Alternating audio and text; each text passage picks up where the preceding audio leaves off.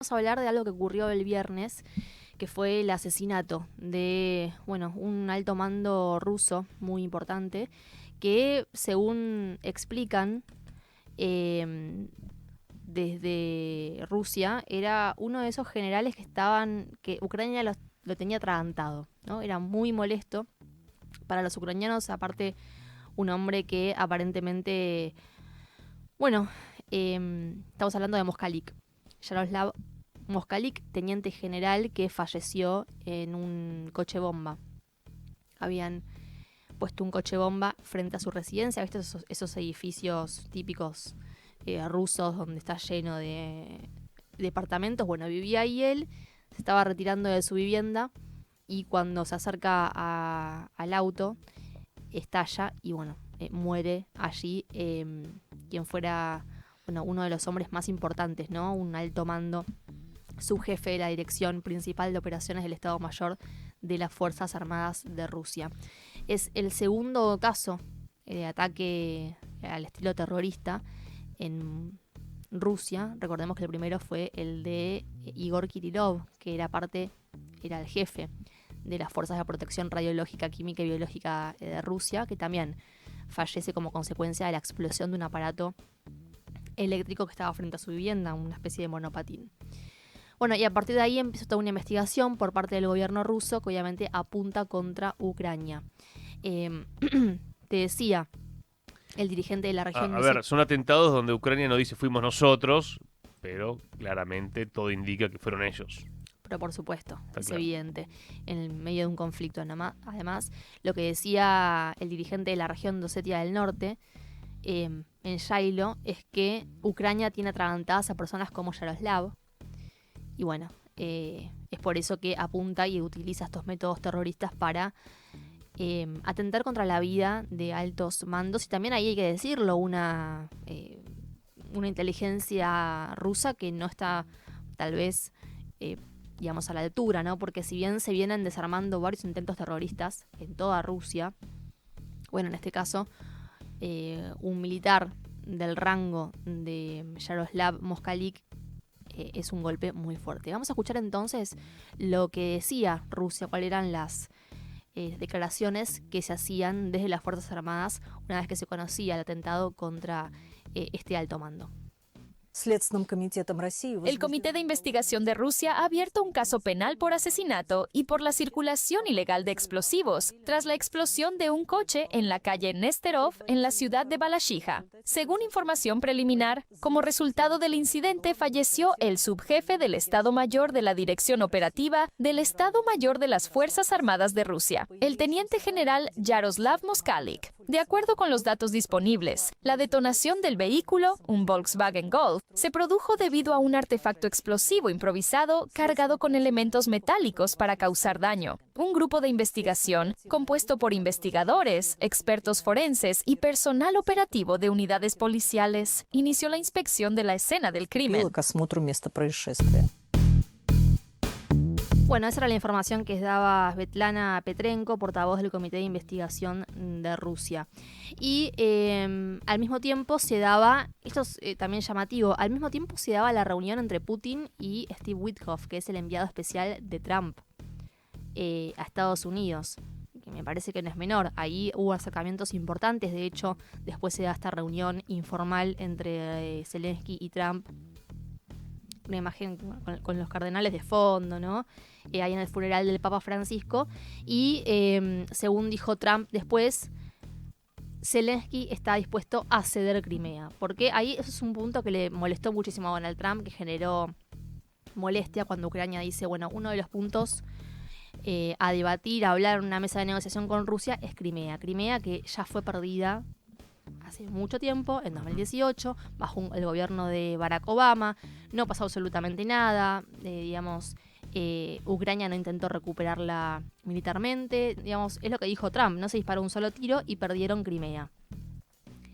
¿Por qué ahora lo trae sobre la mesa? Es evidente que la intención es no avanzar en ningún tipo de negociación. Aparte, la estrategia rusa está basada en que el pueblo de Crimea votó estar en la Federación Rusa. Ni hablar, fue un referéndum y el 98% votó. Porque eso también, ¿no? El tema de la autodeterminación, como a veces sí, a veces no. En este caso estamos hablando de Crimea, la enorme mayoría, digamos casi todo el mundo. Lo mismo que pasa en los 4 oblasts que ahora Rusia está liberando de a poco.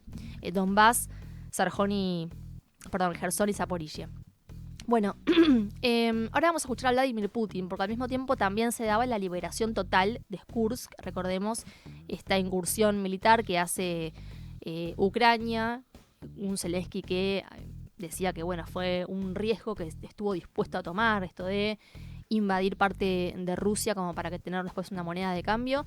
Bueno, finalmente se terminan retirando los ucranianos después de una operación, recuerdan, ¿no? Que lo hemos hablado, los rusos metiéndose por un gasoducto donde ya no circulaba gas, se infiltra y rompe las filas ucranianas, generando, bueno, la huida de cientos de ucranianos. Escuchemos ahora lo que decía Putin respecto de la victoria rusa en esta región.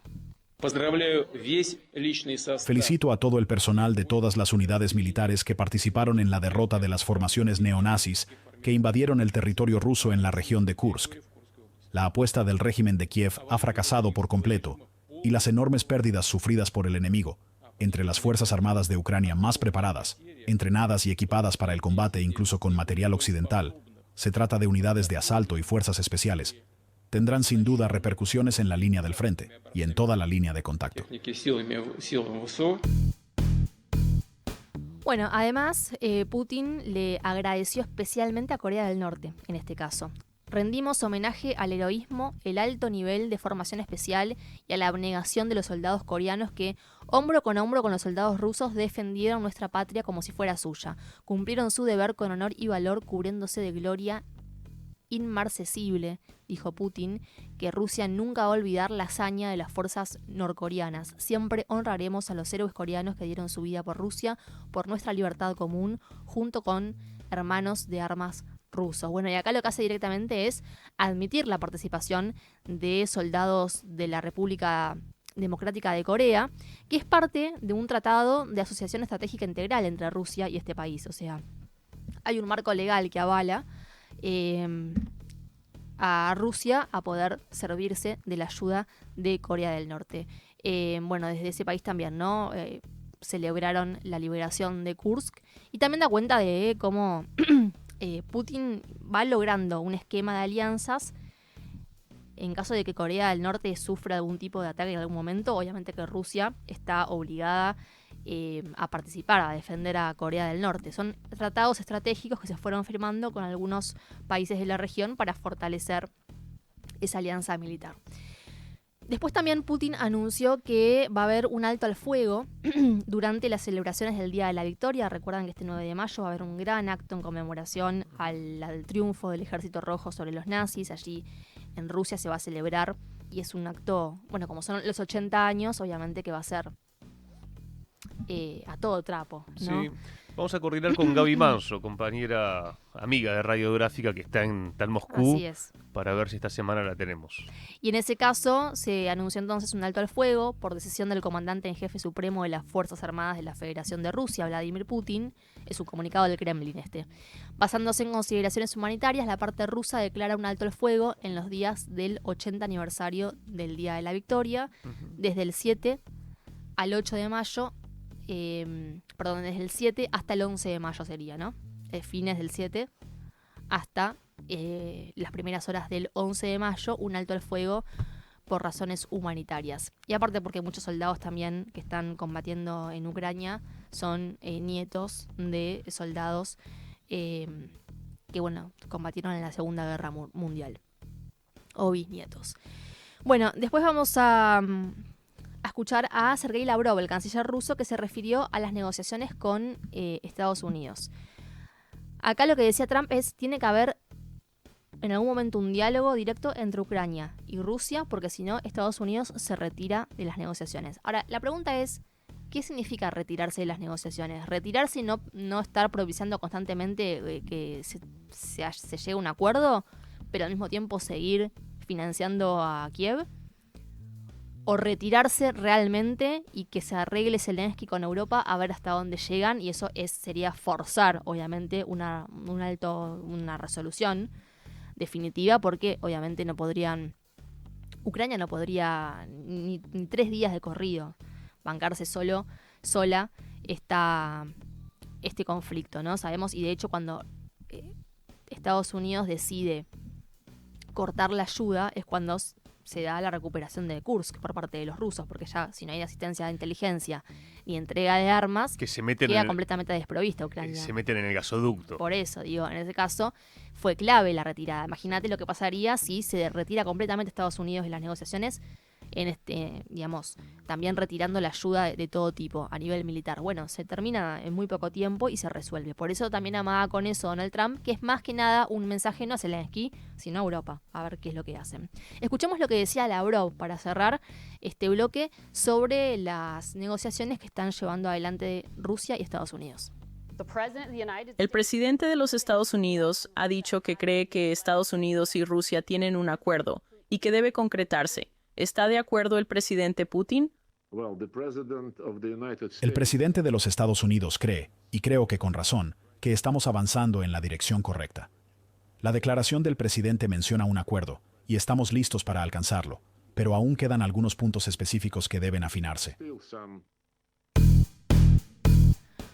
Bueno, lo que dice Rusia es, estamos en condiciones de ceder en algunos puntos, pero la cuestión territorial no se discute. Lo que consigue, lo que recupera Rusia, bueno, Crimea ni hablar, pero toda la zona del Donbass, Gerson y Zaporizhia no se discute, está fuera de la mesa, todo lo demás es discutible. Dice Rusia, que obviamente, que también es lo que dijo Trump. Acá Rusia está cediendo por el solo hecho de querer sentarse a negociar cuando está ganando una guerra. Eso ya en sí es una concesión, tiene razón Donald Trump, pero así todo Rusia, digamos, está dando espacio y lugar a las conversaciones para terminar con este conflicto. Obviamente que no va a renunciar a los objetivos que llevaron a Putin a tomar la decisión de hacer esta operación militar especial en Ucrania. 10:30, esto es punto de partida, hasta aquí entonces internacionales.